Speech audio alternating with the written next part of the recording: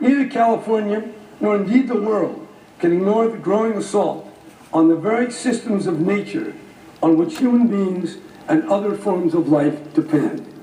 Edward O. Wilson, one of the world's preeminent biologists and naturalists, offered this sobering thought.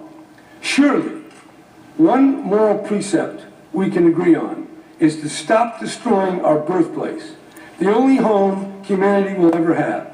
The evidence for climate warming with industrial pollution as the principal cause is now overwhelming. Also evident upon even casual inspection is the rapid disappearance of tropical forests and grasslands and other habitats where most of the diversity of life exists. With these global changes, he went on to say, we are needlessly turning the gold we have inherited from our forebears into straw, and for that we will be despised by our descendants. California has the most far-reaching environmental laws of any state and the most integrated policy to deal with climate change of any political jurisdiction in the Western Hemisphere. Under laws that you've enacted, we're on track to meet our 2020 goal of 1/3 of our electricity from renewable sources. We lead the nation in efficiency, cleaner cars, and energy storage. Recently, both the Secretary General of the United Nations and the President of the World Bank made clear that properly pricing carbon is a key strategy. California's cap-and-trade system, fashioned under AB 32, is doing just that, and showing how the market itself can generate the innovations we need. Beyond this, California is forging agreements with other states and nations so that we do not stand alone in advancing these climate objectives. These efforts, impressive though they are not enough. The United Nations Intergovernmental Panel on Climate Change, backed up by the vast majority of the world's scientists, has set an ambitious goal of limiting warming to 2 degrees Celsius by the year 2050 through drastic reductions of greenhouse gases. If we have any chance at all of achieving that, California, as it has done in many areas, must show the way. We must demonstrate that reducing carbon is compatible with an abundant economy and human well-being. So far, we've been able to do that.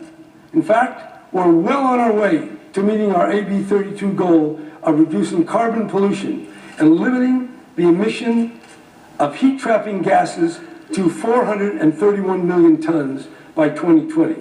But now, it's time to establish our next set of objectives for 2030 and beyond. Toward that end, I propose 3 ambitious goals to be accomplished within the next 15 years. First, increase from 1/3 to 50% our electricity derived from renewable sources.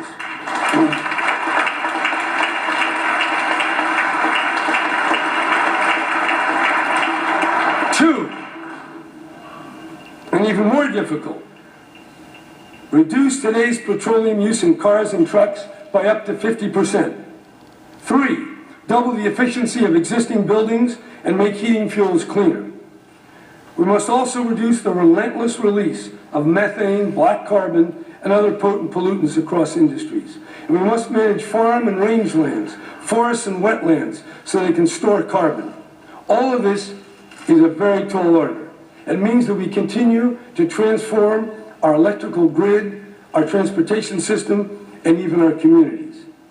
I envision a wide range of initiatives: more distributed power, expanded rooftop solar, microgrids, an energy imbalance market, battery storage, the full integration of information technology and electrical distribution, and millions of electric and low-carbon vehicles. How we achieve these goals and at what pace will take great thought and imagination mixed with pragmatic caution. It will require enormous innovation, research, and investment, and will need active collaboration at every stage with our scientists, engineers, entrepreneurs, businesses, and officials at all levels. Taking significant amounts of carbon out of our economy without harming its vibrancy is exactly the sort of challenge at which California excels. This is exciting, it's bold, It's absolutely necessary if we are to have any chance of stopping potentially catastrophic changes to our climate system.